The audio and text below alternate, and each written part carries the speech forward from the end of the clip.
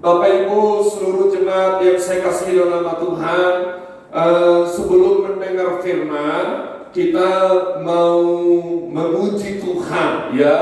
Tadi kita udah kirim di grup jemaat supaya saudara bisa melihat liriknya. Kami mau menyanyi di sini dan nanti saudara bisa juga mengikutinya. Haleluya, Tuhan memberkati. Haleluya. Baik, saudara yang saya kasihi, lagu ini diciptakan oleh teman saya pendeta almarhum pendeta Frans Simbolon. Oke, beliau adalah kakak kelas saya dan sangat memberkati. Oke, mari Bapak Ibu, kita siap untuk Tuhan dan kami mau panjatkan pujian ini bagi kemuliaan nama Tuhan. Amin.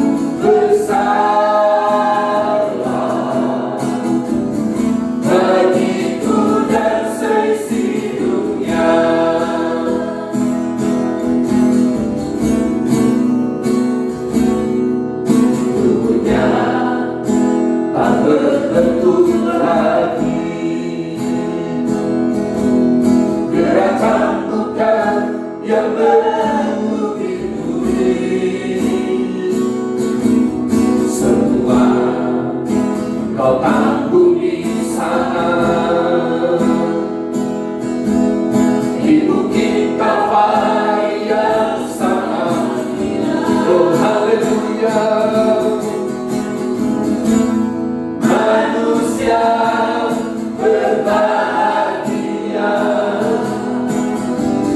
tapi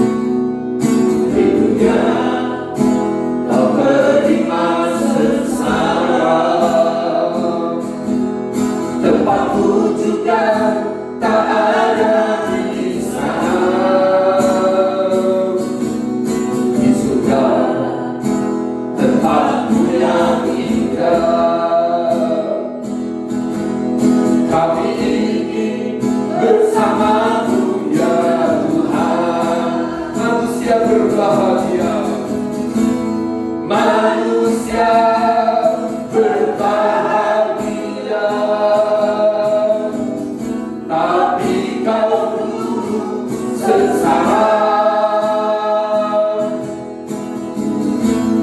Cintamu besarlah bagiku dan seisi dunia. Manusia berbahagia, manusia berbahagia, tapi kau dulu sengsara. Cintamu besarlah bagiku dan seisi dunia. Cintamu Tuhan, cintamu besarlah bagiku dan seisi dunia. Bagiku dan seisi dunia. Amin. Tuhan memberkati. Kita siap menerima firman Tuhan. Salam Bapak Ibu. Oke, pujian ini kurang lebih 25 tahun atau 30 tahun yang lalu begitu memberkati, dan hari ini juga memberkati kita. Mari kita buka Alkitab dari Kisah Rasul pasal yang ketiga. Di ibadah Jumat Agung pada saat ini dan juga pasca kita hari Minggu tanggal 13, kita akan melihat dari Kisah Rasul pasal yang ketiga. Bapak Ibu yang saya kasihi, mari pria baca ayat 12, wanita baca ayat yang ke-13. Saya harap saudara semuanya membuka Alkitab saudara, dan kita semuanya siap membaca dan merenungkan akan firman Tuhan. Mari, Kisah Rasul pasal yang ketiga ayat yang ke-12 sampai ayat yang ke-21. Yang siap membaca firman Tuhan katakan Aladasia. Pria memulainya. 1, 2, 3. Petrus melihat orang banyak itu lalu berkata, "Hai, mengapa kamu heran tentang kejadian itu? Dan mengapa kamu menatap kami seolah-olah kami membuat orang itu berjalan karena kuasa atau kesalehan kami sendiri? Allah Abraham, Ishak dan Yakub, Allah nenek moyang kita telah memuliakan hamba-Nya, yaitu Yesus yang kamu serahkan dan tolak di depan Pilatus. Walaupun Pilatus berpendapat bahwa ia harus dilepaskan. Ya, tetapi kamu telah menolak yang kudus dan benar, serta menghendaki seorang pembunuh sebagai hadiah bagi kamu." Demikianlah ia, pemimpin kepada hidup, telah kamu bunuh, tetapi Allah telah membangkitkan dia dari antara orang mati. Dan tentang hal itu kami adalah saksi. Amin, amin. Dan karena kepercayaan dalam nama Yesus, maka nama itu telah menguatkan orang yang kamu lihat dan kamu kenal ini, dan kepercayaan itu telah memberi kesembuhan kepada orang ini di depan kamu semua. Amin. Hai saudara-saudara, aku tahu bahwa kamu telah berbuat demikian karena ketidaktahuan, sama seperti semua pemimpin kamu. Sama-sama.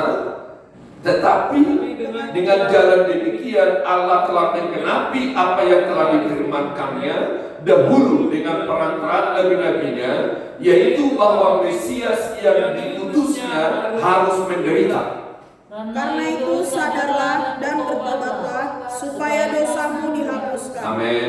Agar Tuhan mendatangkan waktu kelegaan dan mengutus Yesus yang dari semula diuntukkan bagimu sebagai Kristus. Amin.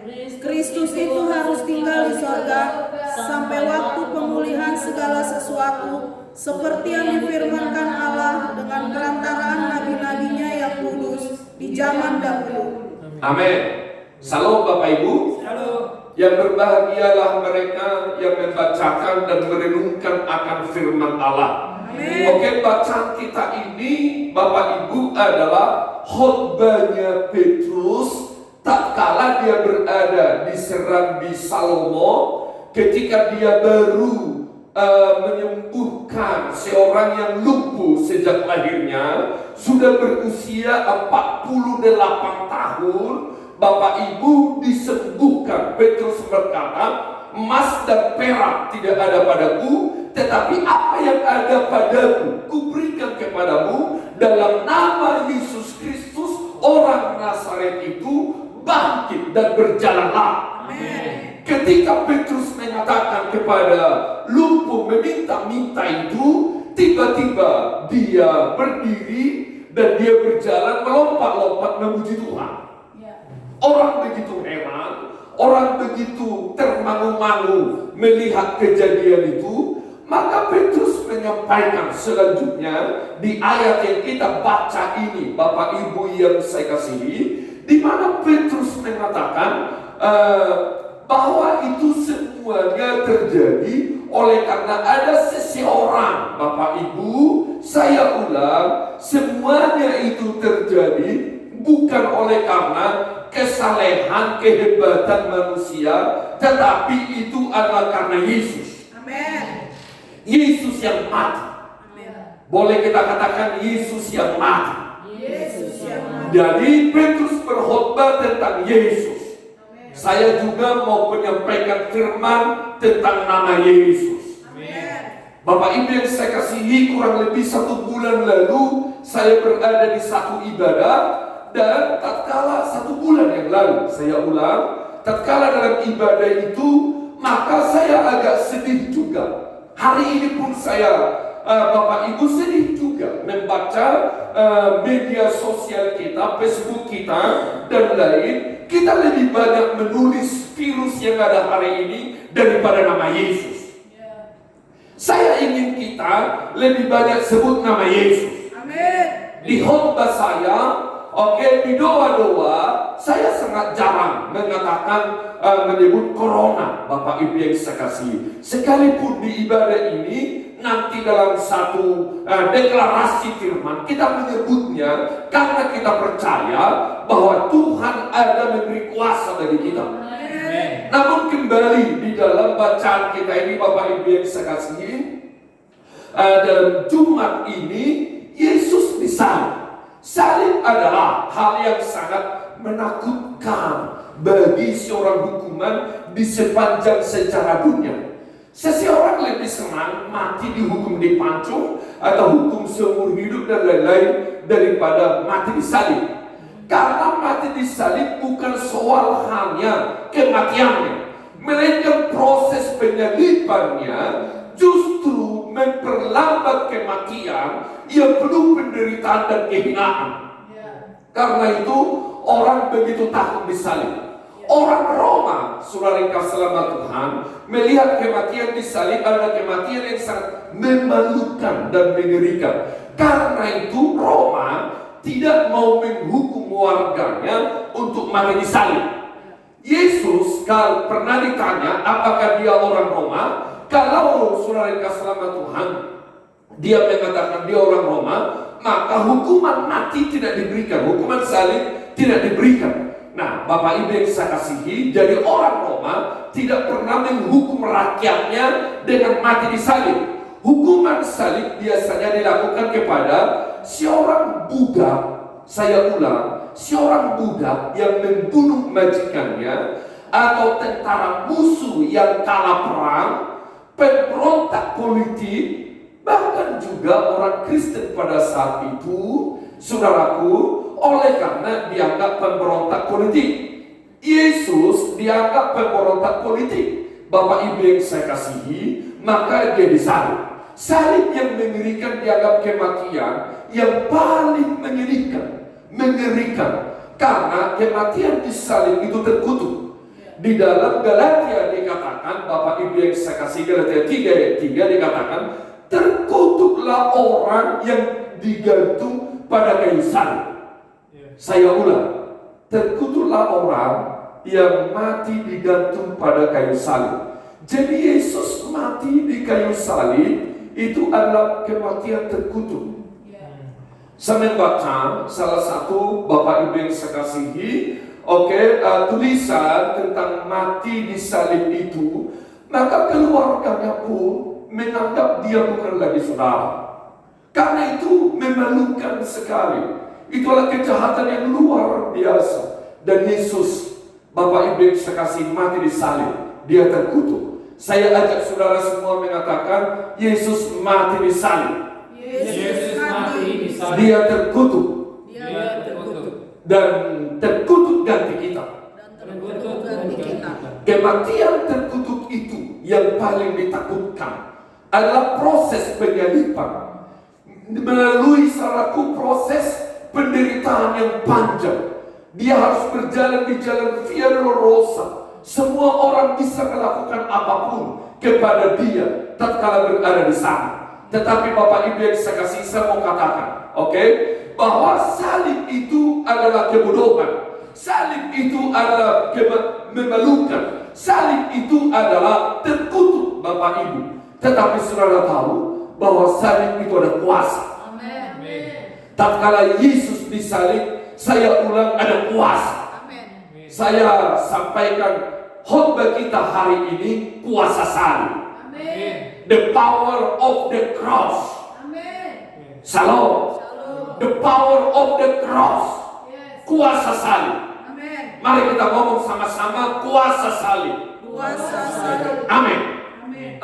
Kembali di dalam ayat yang ke-13 dan bacaan kita itu, apa kuasa salib bagi kita? Dikatakan di sana, Allah Abraham, Ishak dan Yakub, Allah nenek moyang kita telah memuliakan hambanya, yaitu Yesus yang kamu serahkan dan tolak di depan Pilatus.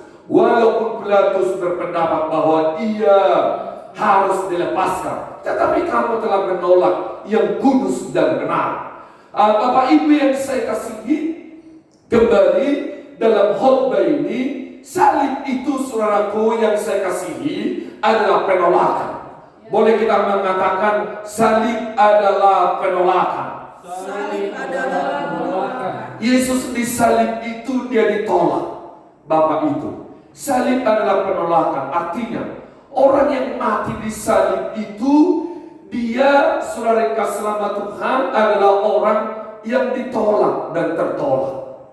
Katakan, yang mati di salib itu, Yang mati di salib itu adalah orang yang ditolak adalah orang yang ditolak dan tertolak. dan tertolak. Hidupnya ditolak, eksistensinya ditolak, matinya pun ditolak. Bapak Ibu yang saya kasihi, menurut Ethan Kross di Universitas Michigan, saudara kasih selamat Tuhan, dia berpendapat begini, penolakan, Dr. Ethan Kross mengatakan penolakan akan mengakibatkan sakit yang berpusat di area otak yang sama komplikasi pencernaan dan rasa sakit di fisik, saudara kasih selamat Tuhan. Penolakan seperti terasa tatkala seseorang ditinju di tinjuan telak di perut sampai bisa terjatuh lemas dan sulit bernapas, menusuk dada hingga perih, kepala pening dan otot terasa kejang. Itulah pendapat dia, Bapak Ibu yang saya kasih. Jadi tatkala seseorang ditolak, ternyata dia mempengaruhi otaknya dan mempengaruhi pencernaannya dan dia bisa lemas. Bapak Ibu yang saya kasih, Yesus secara manusia menerima penolakan yang menyedihkan itu tanpa bisa membela diri, saudara kasih selamat Tuhan. Dia hanya diam saja menerima semuanya itu karena dia tahu. Bapak Ibu yang saya kasih, saya ulang, Yesus dia tidak komen apa-apa. Dia diam, seperti Alkitab katakan, seperti domba yang diseret kepada pembantaian. Itulah yang dialami oleh Yesus. Tetapi Bapak Ibu, Shalom. Yesus terima itu. Semua dia terima itu demi keselamatan kita. Demi keselamatan saudara. Demi keselamatan Bapak. Demi keselamatan Ibu. Demi keselamatan keluarga kita. Dia sudah siap menerima, bukan saja ditolak, melainkan mati di salib pun dia sudah siap demi keselamatan kita. Kuasa salib, Bapak Ibu yang saya kasih, adalah kuasa keselamatan. Haleluya. Alkitab mengatakan di Roma pasal yang kelima, akan tetapi Allah menunjukkan kasih-Nya kepada kita oleh karena Kristus telah mati untuk kita. Sebab jikalau kita ketika masih seteru didamaikan dengan Allah oleh kematian anaknya, lebih-lebih lagi kita yang sekarang telah didamaikan pasti akan diselamatkan oleh hidupnya. Haleluya. Bapak Ibu yang saya kasihi, dia mati supaya kita didamaikan dengan Bapa. Ngomong, supaya didamaikan. Kasih-Nya. Shalom Bapak Ibu. Saya dengar baik-baik. Kasih-Nya melebihi penolakan. Kasih-Nya mengalahkan segala-galanya. Kasih-Nya menyembuhkan rasa yang mengerikan, seperti yang disampaikan tadi Bapak Ibu, sehingga mendatangkan pendamaian dan keselamatan. Penolakan adalah luka batin yang menyedihkan, namun dia menerima penolakan demi keselamatan kita. Saya ulang, penolakan itu adalah luka batin. Boleh saudara katakan luka batin? Yesus pun luka batin sebenarnya, Bapak Ibu yang saya kasih, tetapi dia disembuhkan oleh kasih Bapa yang luar biasa.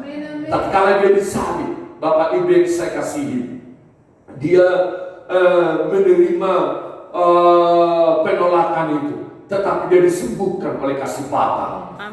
Shalom. Saya ulang, dia disembuhkan oleh kasih Bapa.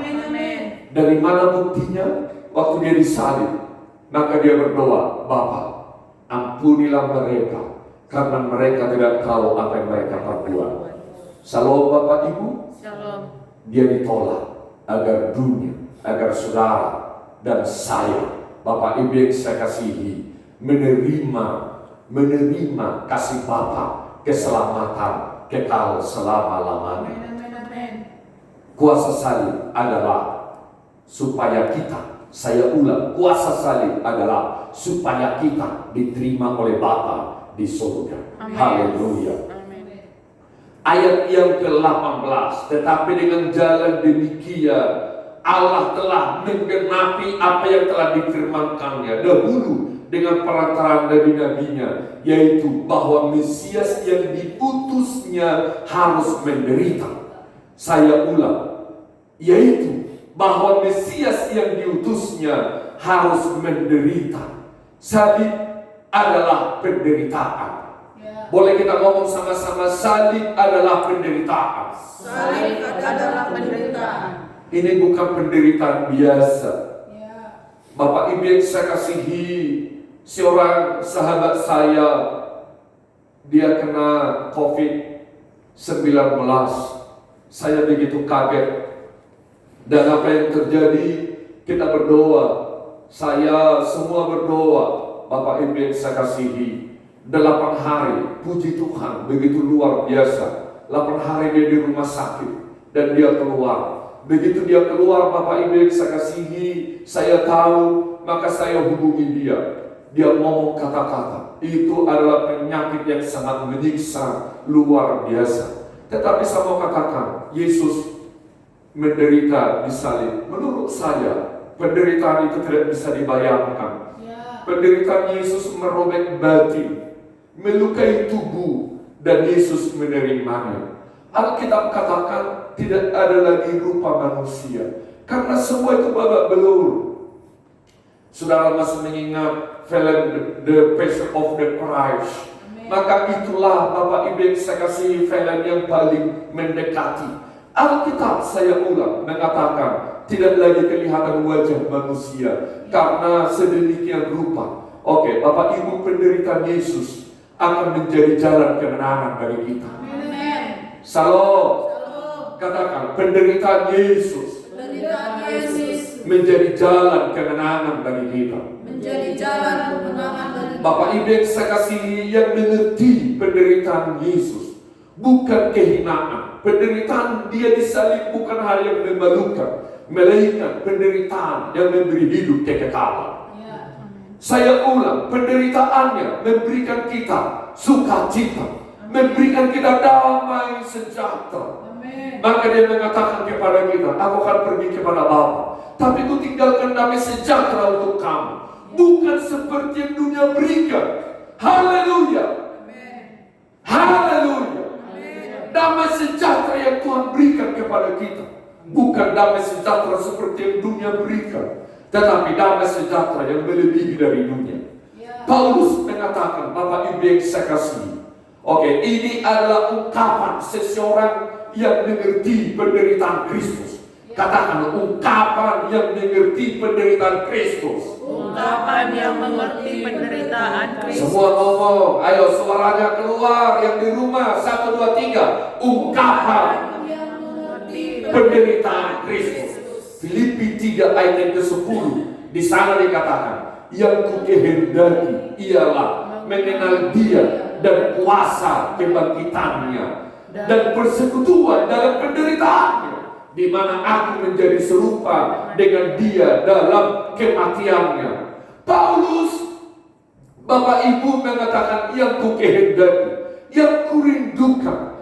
Bapak Ibu, gairah hidupku ialah mengenal Dia dalam kuasa kebangkitannya dan persekutuan dalam penderitaannya. Bapak Ibu yang saya kasihi, ngomong persekutuan dalam penderitaannya. Persekutuan dalam penderitaan. Saya mau katakan bagi Bapak Ibu, kalau Bapak Ibu mengerti makna salib adalah penderitaan, tahu persekutuan dengan penderitaan Kristus, maka semua penderitaan dunia ini Anda sudah kalahkan. Amin. Amin yang kurang mantap. Amin. Kalau Anda menderita di dunia ini tapi mengerti persekutuan dengan penderitaan Kristus, kau bisa senyum.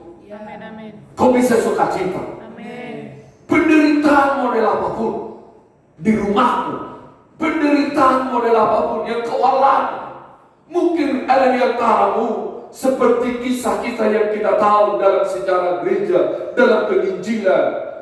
Ayah saya, Bapak Ibu yang saya kasihi, tatkala membawa kebenaran, saya katakan Pentakosta di kampung kami, dia ditangkap oleh polisi dan dia pernah digebuki, dia ditolak di kampung lain sebagainya. Tetapi dia tetap sukacita. Kenapa? Karena dia tahu persekutuan dengan penderitaan Kristus itu mengalahkan semua penderitaan dunia.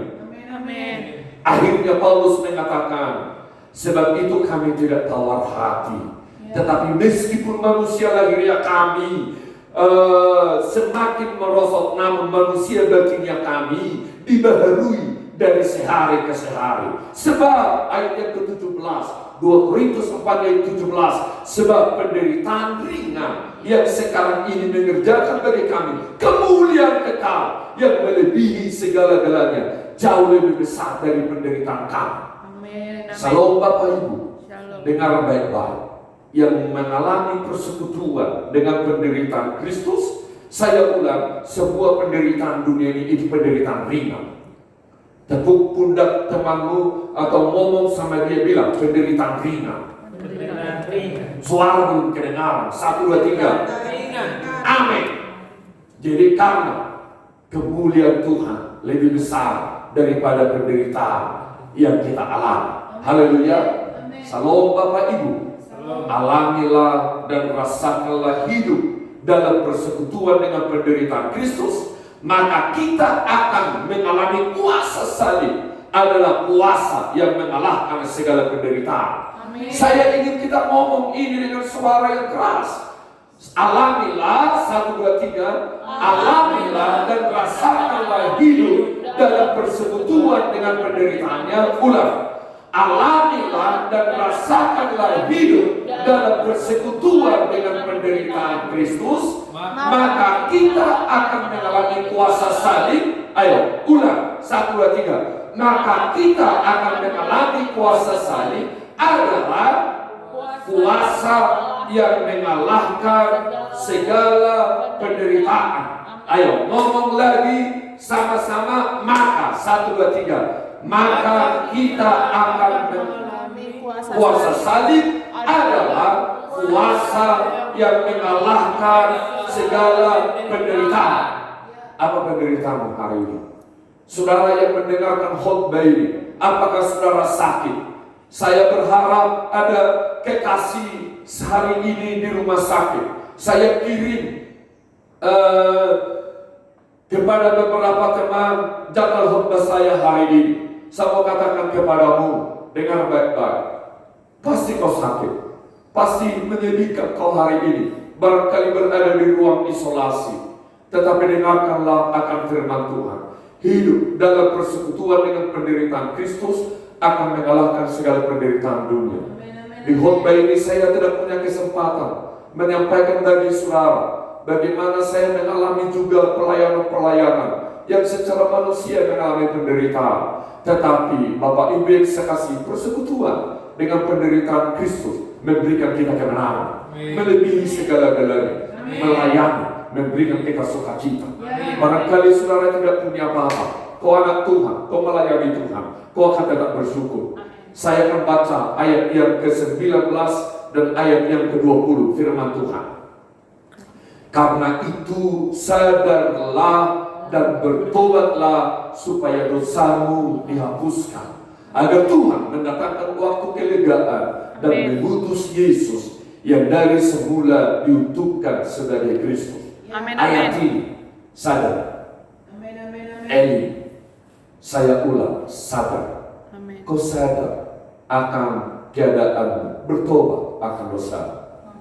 Bolehkah saya undang semua saudara mengangkat tangan? Kau angkat tangan tinggi-tinggi. Dosa apa yang masih ada bagimu? Masih melekat dalam hidupmu? Kejengkelan, kebencian, atau kau hari ini tidak jujur dengan keluargamu? Kau tidak jujur dengan istrimu? Kau tidak jujur dengan suamimu? Atau kelihatan kau bertobat, tetapi handphonemu tidak bertobat? Mari kau angkat tangan. Apalagi yang kau tidak bertobat hari ini? Demi nama Yesus, kau minta darah Yesus. Dia disalib di sana, darahnya mengalir, mengampunimu. Alkitab katakan, sadar dan bertobatlah supaya dosamu dihapuskan. Kau turunkan tangan, Tuhan memberkatimu. Kalau kau bertobat, dosamu dihapuskan, maka Tuhan akan mendatangkan kelegaan. Amin. Kurang mantap. Amin. Tuhan akan mendatangkan kelegaan. Amin. Dia akan mendatangkan sukacita. Amin. Kau akan merasa ada plong dalam hidup. Amin. Salib adalah kuasa pengampunan. Bagi yang menerima, dia adalah Yesus sebagai Tuhan dan Juru Selamat dan yang mau bertobat. Saya ulang, salib adalah kuasa pengampunan. Ngomong sama-sama, salib adalah kuasa pengampunan. Salib adalah kuasa pengampunan. Bagi siapa? Bagi yang menerima dia sebagai Yesus Tuhan dan Juru Selamat dan bertobat. Amin. Salam Pak, bertobat. Bu, Ibu, kau bertobat. Saya ulang, kau bertobat. Handphonemu harus bertobat. Pergunakan hidupmu untuk kemuliaan nama Tuhan. Allah jelas berkata, bertobatlah supaya dosamu dihapuskan. Saya berdoa hari ini adalah hari pertobatan. Hari ini adalah hari dosamu dihapuskan. Menurut saya, Bapak Ibu yang saya kasihi, salah satu yang penting hari ini kita harus bertobat.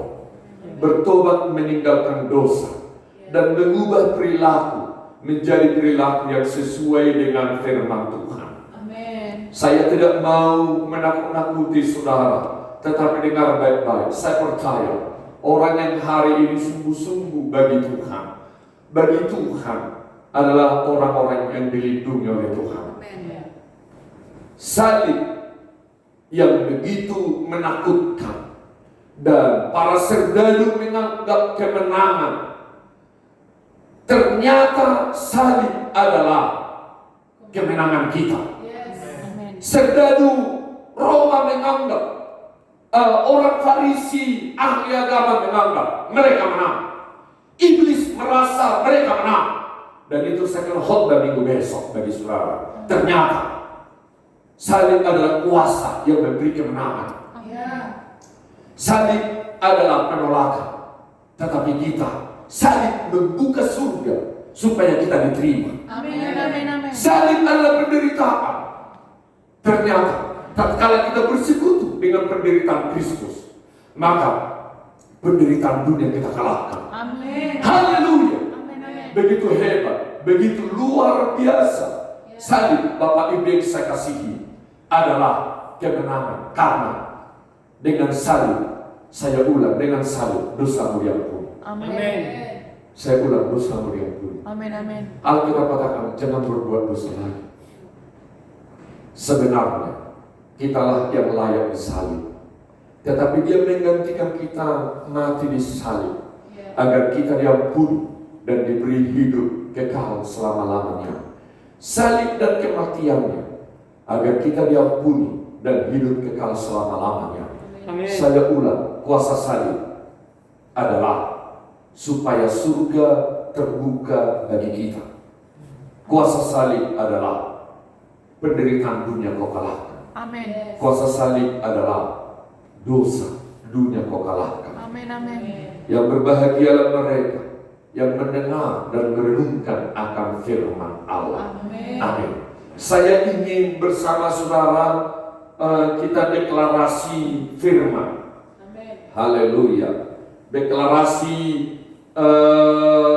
firman kuasa salib. Saudara siapkan semua handphonenya, ya, siapkan bacaannya. Saudara, suara yang keras, Bapak Ibu yang saya kasih. Ayo, suara yang keras. Deklarasi firman. Nanti saudara akan deklarasi lagi. Kita ngomong satu kali aja karena kita akan masuk dalam perjamuan. 1, 2, 3. Deklarasi firman kuasa salib. Tuhan Yesus, kami datang sujud dengan rendah hati di bawah salib-Mu. Kami mengerti salib adalah sesuatu yang sangat menakutkan dan memberikan hidup.